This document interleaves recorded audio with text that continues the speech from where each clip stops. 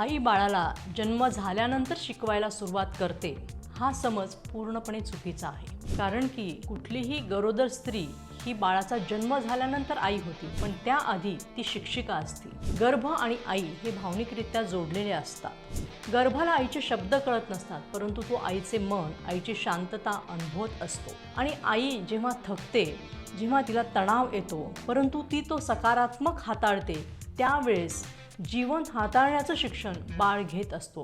त्यामुळे आई हेच गर्भाचं पहिलं पाठ्यपुस्तक असतं। गर्भाला आई कुठलेही शब्द शिकवत नाही, तर ती त्याला चव, स्पर्श, आवाज याचा अनुभव देते आणि या अनुभवातून गर्भाच्या मेंदूचा विकास होत असतो आणि तो त्याचं स्मरण ठेवतो। त्यामुळेच गरोदरपणात जे संगीत आई ऐकत असते ते बाळ जन्मल्यानंतर आईने लावले असता बाळ त्याला छान प्रतिसाद देतं।